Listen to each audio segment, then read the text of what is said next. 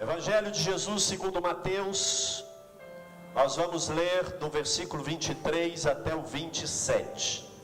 Você vai permanecer com a Bíblia aberta, mas eu peço que você leia comigo aqui na projeção, para que a gente leia todos juntos em uma única versão, tá bom? São poucos versículos e nós leremos aqui, eu peço que vocês me acompanhem. Mateus 8, versículo 23. Então, entrando ele no barco, seus discípulos o seguiram. E eis que sobreveio no mar uma grande tempestade, de sorte que o barco era varrido pelas ondas. Entretanto, Jesus dormia, mas os discípulos vieram acordá-lo, clamando: Senhor, salva-nos, perecemos. Perguntou-lhes então Jesus: por que sois tímidos, homens de pequena fé? E levantando-se, repreendeu os ventos e o mar, e fez-se grande bonança. E maravilharam-se os homens, dizendo: quem é este, que até os ventos e o mar lhe obedecem? Amado, antes que você tome o seu assento, eu gostaria que você pensasse sobre o que nós vamos ministrar hoje: vencendo a timidez espiritual. Você pode ler o tema dessa palavra? Vamos, 1, 2, 3. Vencendo a timidez espiritual. Tome o seu assento, permaneça com a sua Bíblia aberta, para que nós possamos construir aqui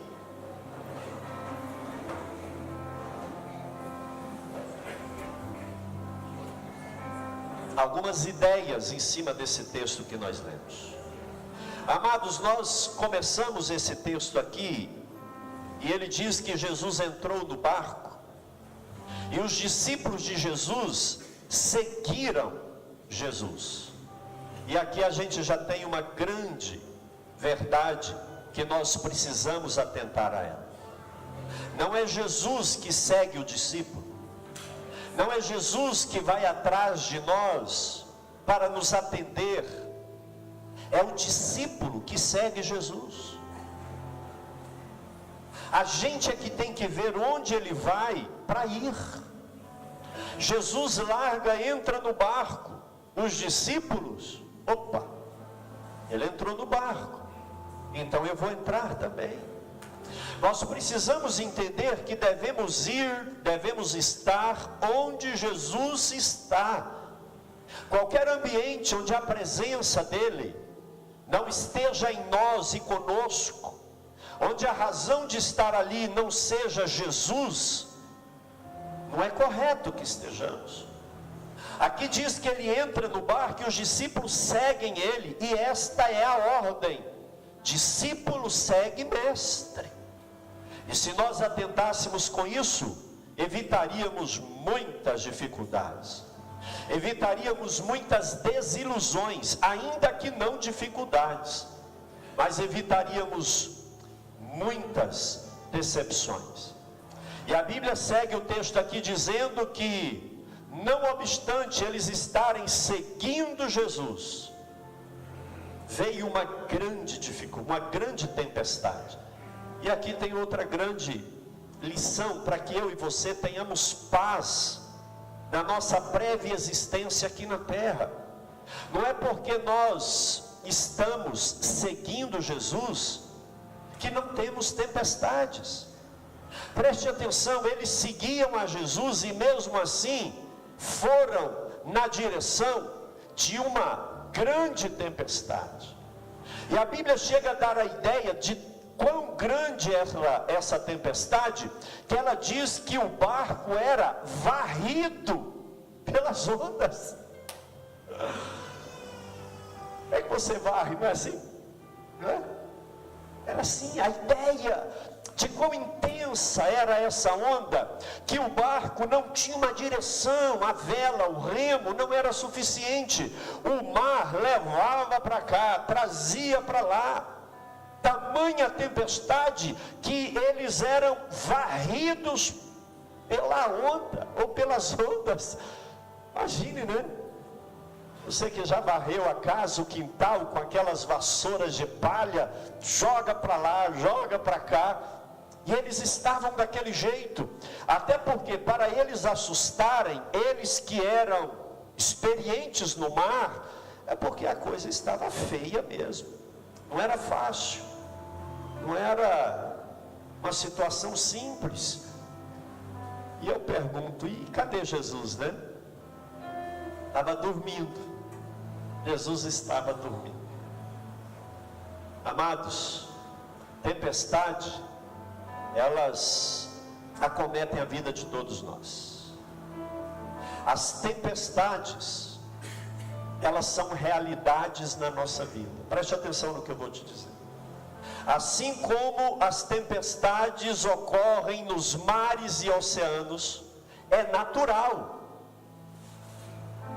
É natural na sua vida ter tempestade. Em momento algum Deus nos engana. Hora nenhuma Deus nos ilude. Nós nos iludimos com uma utopia gospel, achando que agora, por ser cristão evangélico, não temos lutas, não temos adversidades, não teremos tempestades. Isso não é verdadeiro. Eles seguiam Jesus, estavam em comunhão com Jesus, mas veio a tempestade. E nós precisamos entender isso, porque ao invés de ficar por quê, a pergunta não é por quê da tempestade, a pergunta é: eu continuo seguindo Ele? Essa é a pergunta. Porque se você está seguindo Ele, tem tempestade, dá graças, porque basta Ele dar uma palavra e a tempestade passa. Agora, se tem tempestade ou não, e você não está seguindo Ele, aí é problema. Amados, e nós precisamos entender que as tempestades são inevitáveis. É natural. Eu não vou perguntar aqui quem já passou por tempestade. E tempestade aqui é qualquer adversidade que nos acomete, qualquer notícia ruim, qualquer desastre, qualquer perda, qualquer ameaça. E nós precisamos estar aqui prontos para as tempestades.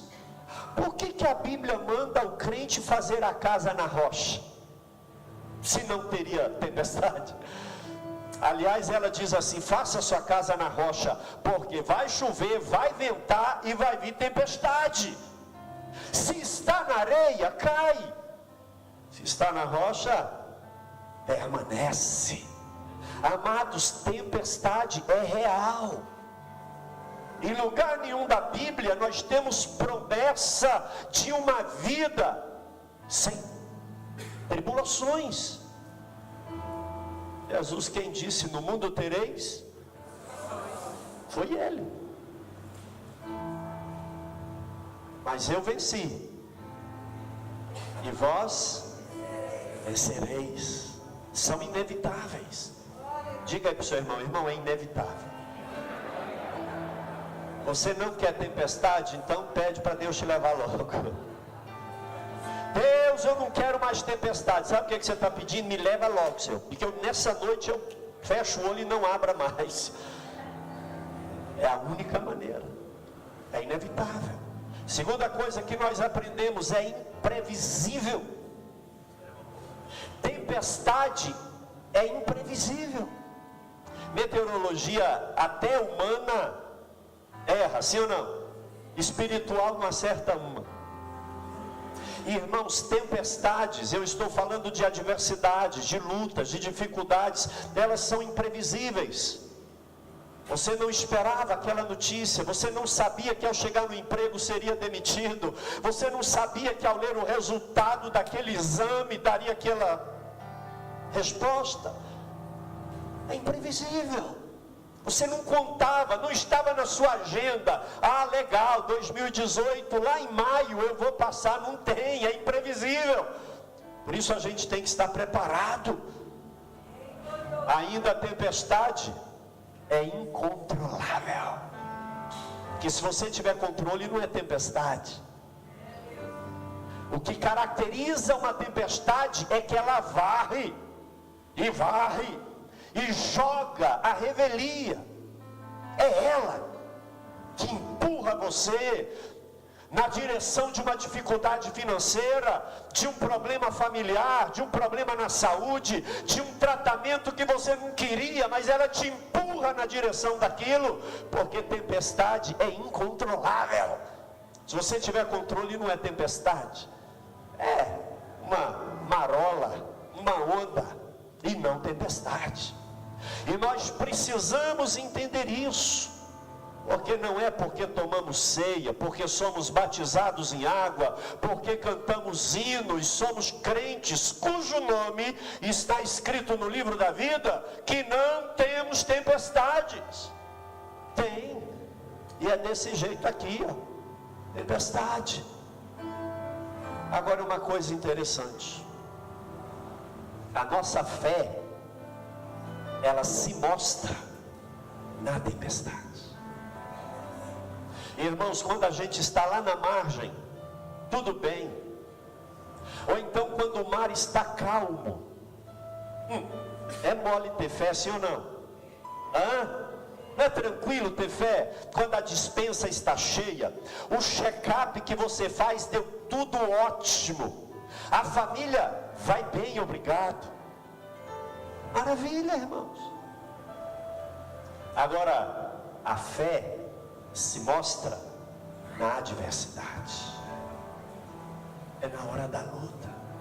Eles acompanharam Jesus o dia todo, e se você for olhar aqui, Jesus termina o sermão do monte, aí ele cura um leproso, aí ele vai lá e ministra sobre a vida de um centurião, ele expulsa demônio, ele cura a doença, os discípulos estão alegres, dizendo aleluia, é o reino de Deus, é chegado o reino de Deus. Ter fé quando o problema é do outro, é mole. Agora quando o problema é com você, aí que você mostra se tem fé ou não. Porque é na tempestade que a sua fé se mostra.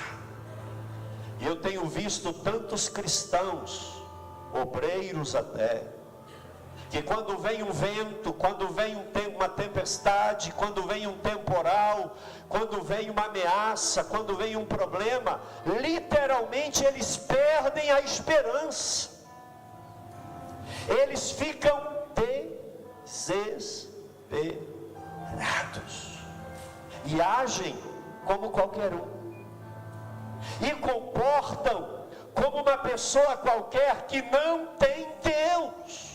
Espera lá, a fé se mostra na tempestade. Diga isso para quem está do seu lado aí.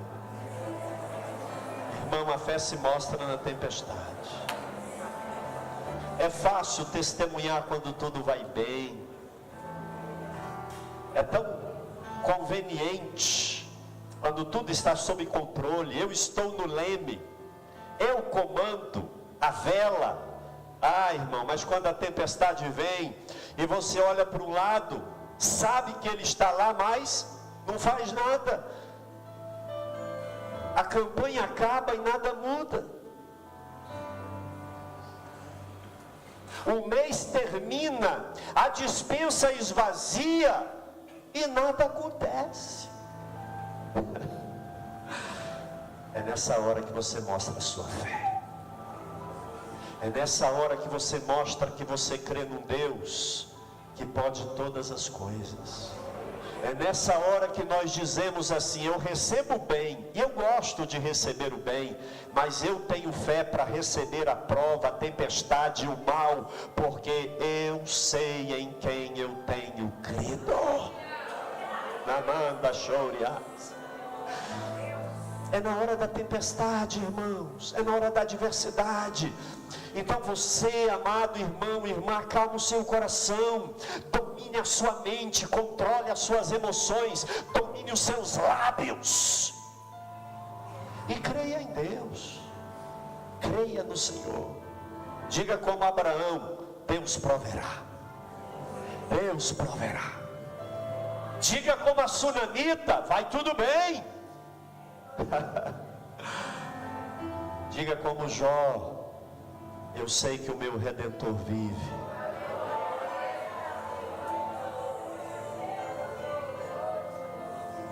E que por fim Ele triunfará sobre essa tempestade.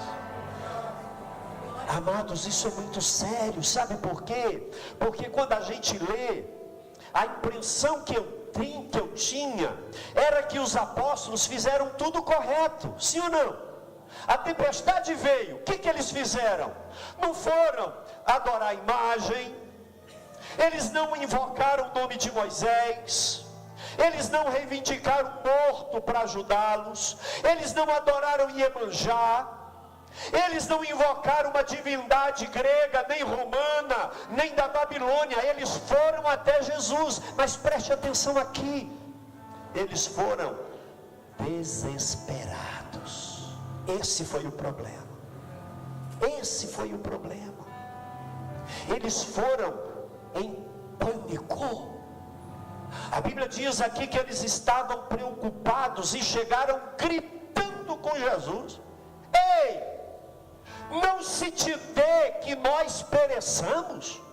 Sabe o que eles falaram? Jesus, o Senhor não importa que a gente vai morrer e o Senhor está aí com a cabeça no travesseiro dormindo? Tem gente que ora assim, né? Deus, tu não está nem comigo. Isso é incredulidade, irmão. Isso é incredulidade. Isso é falta de fé, ainda que seja buscando Deus. Não é porque temos uma Bíblia na mão, não é porque oramos no nome de Jesus, que às vezes não somos incrédulos. Jesus acorda, repreende aquela tempestade e tudo vira bonança. É interessante que depois que o problema passa, parece que era até tranquilo, mas na hora é luta, não é? Sim ou não? Irmão, deserto, quando a gente está nele, depois que passa, pensando bem, não é, mas quando a gente está nele é terrível.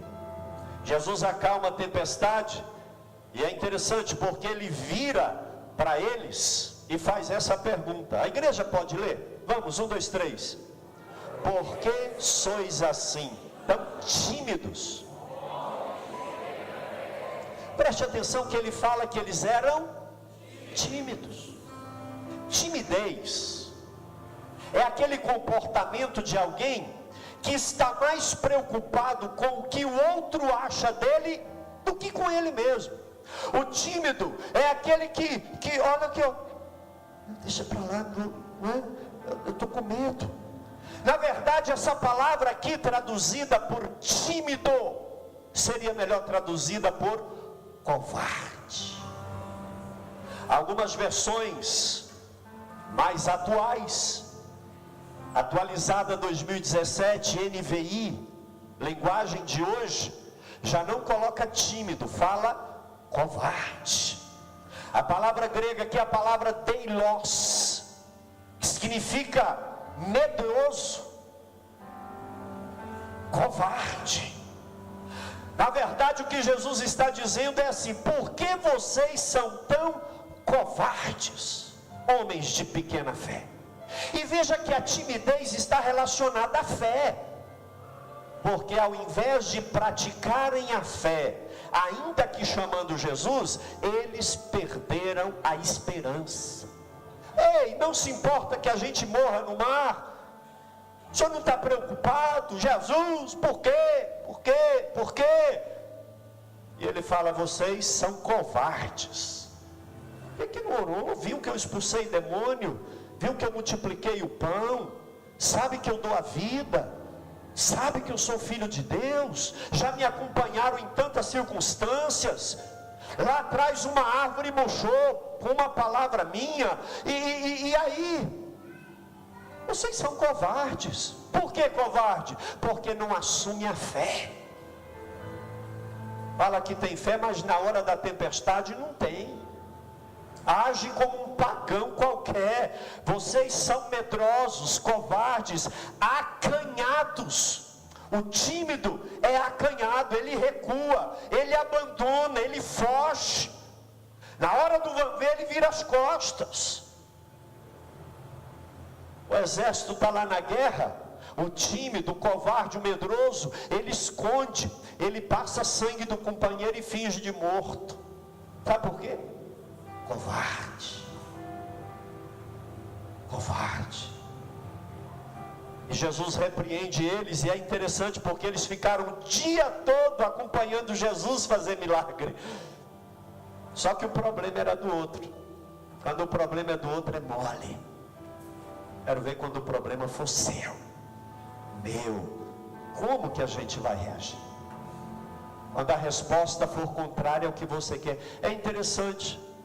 Quando a coisa é boa para mim, graças a Deus, Deus é bom. Mas quando não sai como eu quero e foi bom para o outro, ai, mas isso é inimigo, ele foi lá e mexeu os pauzinhos, deu certo. Não é assim? Em tudo dai graças.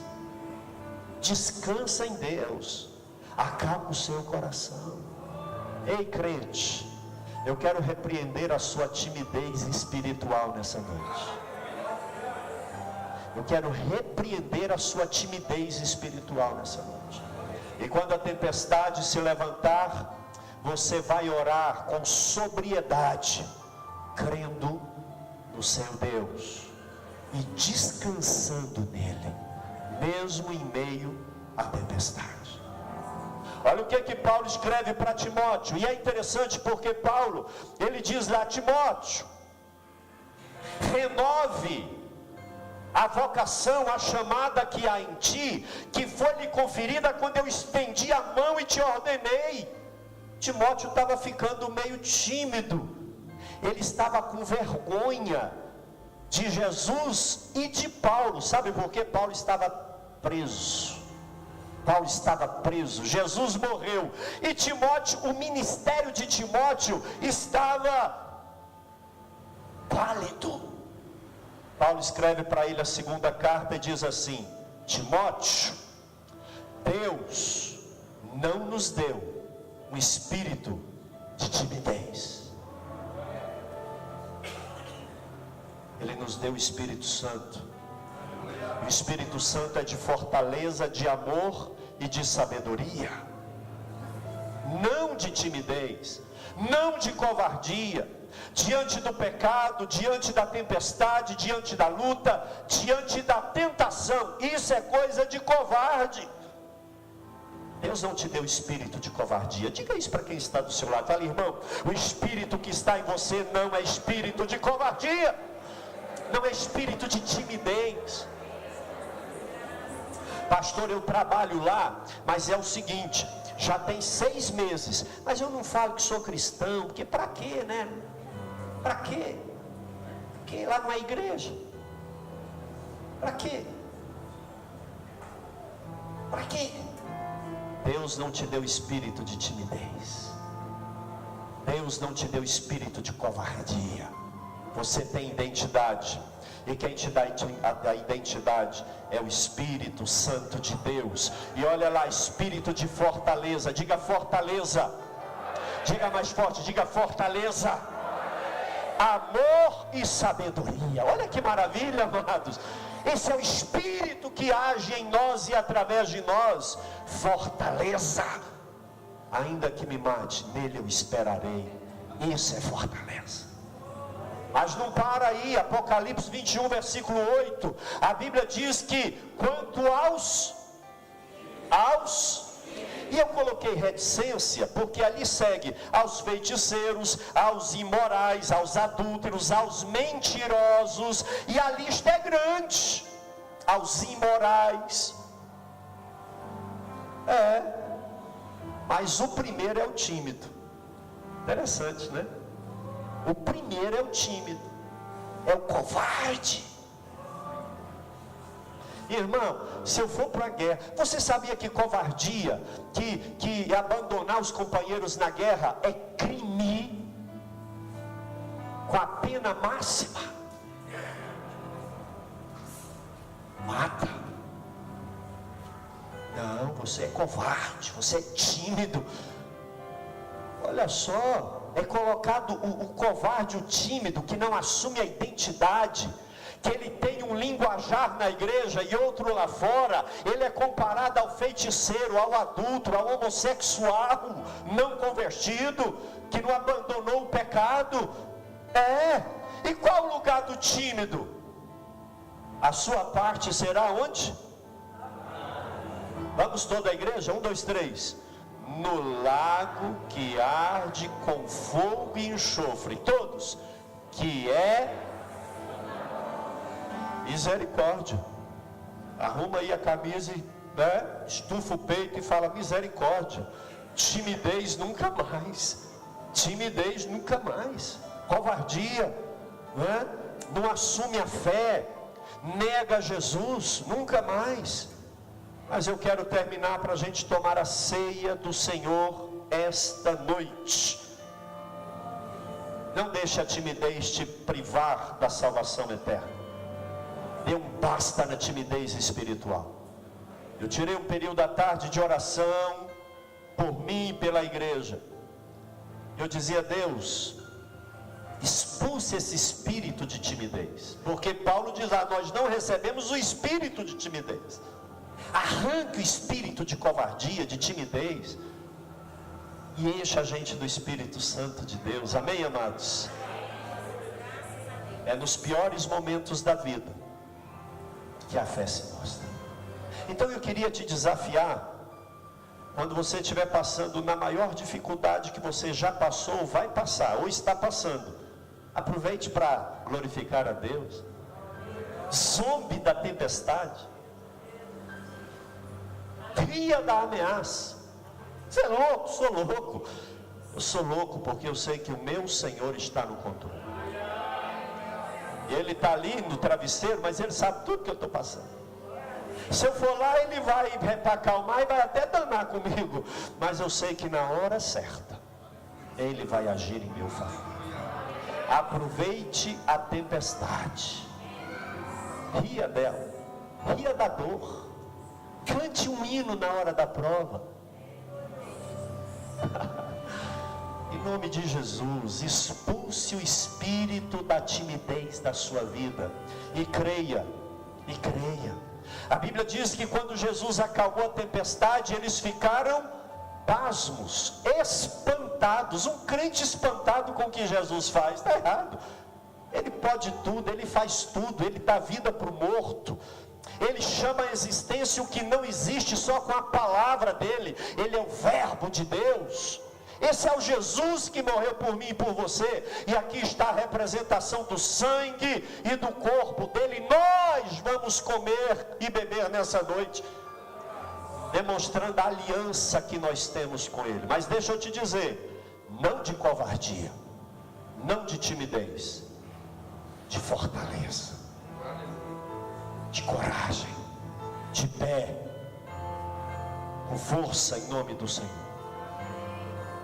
Hebreus 10, 39. Nós não somos dos que retrocedem. Amém? Amém? Quem é aí daqueles que não retrocedem? Diga amém. Não volta atrás. Não volta atrás. Eu não volto, em nome de Jesus. Não é sistema político, não é carreira, não é cor partidária. Eu não retrocedo. Porque quem retrocede é destruído. Quem caminha crê, e quem crê é salvo. É isso que está dizendo aqui. Quem recua é destruído. Quem prossegue é salvo. Nós não somos dos que recuam. Nós não somos dos que retrocedem. Vamos ler essa frase? Vamos. 1, 2, 3. Nós não somos dos que retrocedem. Vamos ler o porém. De novo. 1, 2, 3. Nós, porém, não somos dos que retrocedem.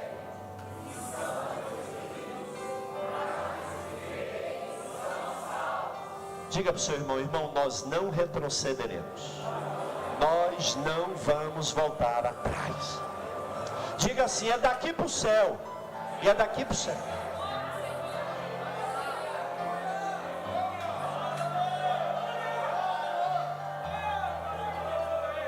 Eu não vou voltar atrás. Não é prazer, não é dinheiro e não é fama que vai me fazer recuar. E você? Olha como que Jesus nos vê. Olha como que o noivo nos vê. E aqui nós já vamos encerrar essa meditação. Olha como que Jesus quer ver a igreja. Quem é esta que aparece como a alva do dia? Formosa como a lua, brilhante como o sol, formidável como um exército com bandeiras. É assim que o Senhor vê a igreja. E é interessante porque aqui diz que ela o quê? Aparece como a alva. Alva, quando a noite está escura, que começa a clarear, é a alva. Como que a igreja aparece? Com luz. Como luz no meio das trevas. Quem é essa que aparece? Ei, você não é treva, você não é pecado, você é a luz da alva. Quando a noite está negra, que começa a clarear, olha a luz da alva. A igreja, ela é luz no meio das trevas. Você não é mais um. O que o mundo fala não é o que você fala. A piada do mundo não é a sua piada. Não, o filme deles não é o nosso. Não. Você é a luz da alva. Mas não para. Formosa como a lua. Esse dia a gente estava dormindo lá no sítio, aquela lua mais linda. Eu saí sorrateiramente, fui lá para o meio do pasto, assentei-me lá e fiquei orando e adorando a Deus e bendizendo o Senhor. Depois que o olho acostuma, parece que até é claro, assim você vê tudo. E esse texto veio à minha mente. Quem é essa? Formosa como a lua, brilhante como o sol. Preste atenção. A luz da alva é o início do dia.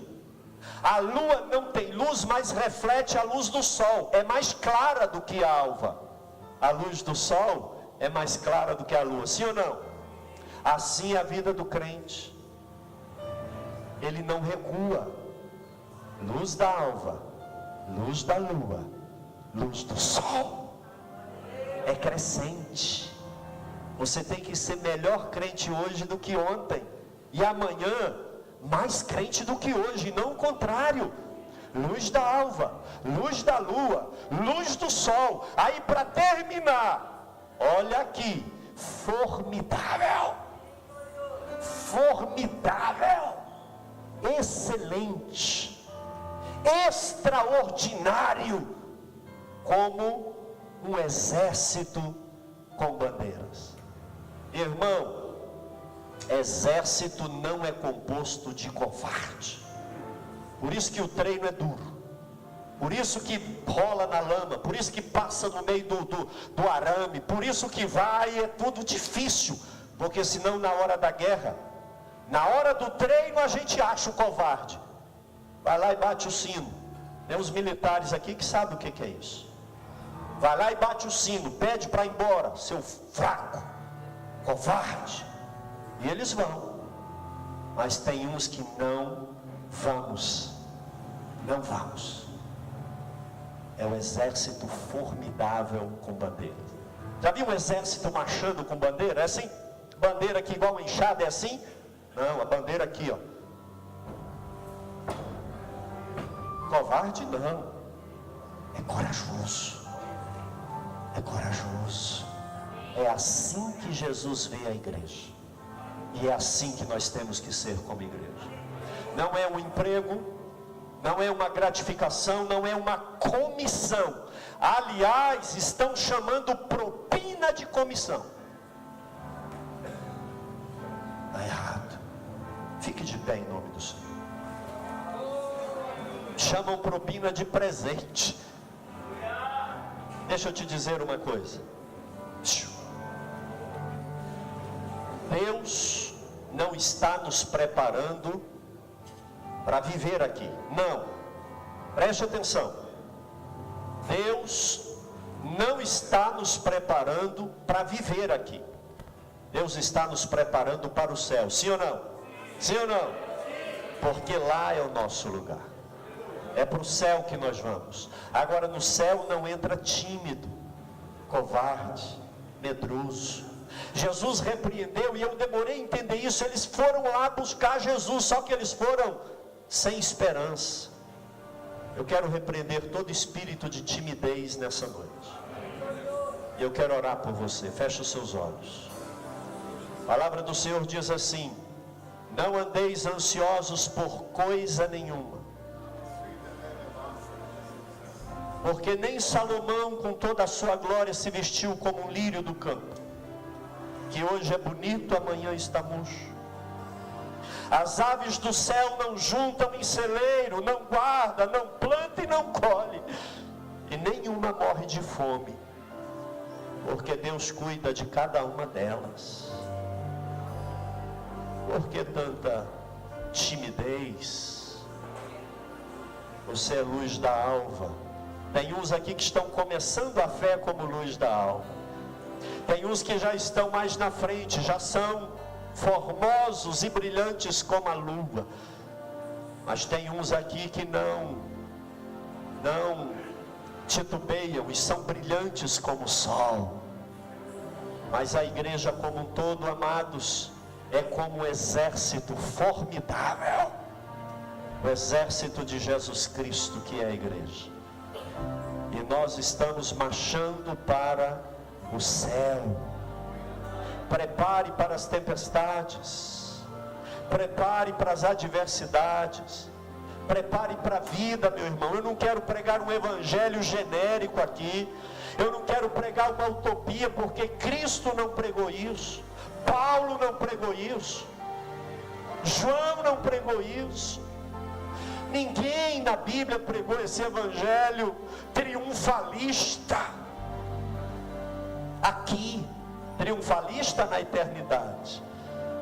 Mas descanse no Senhor, porque Ele te guarda você, Ele que guarda você de toda peste, é Ele que guarda você do laço do passarinheiro, é Ele que visita você, é Ele que conserta as coisas.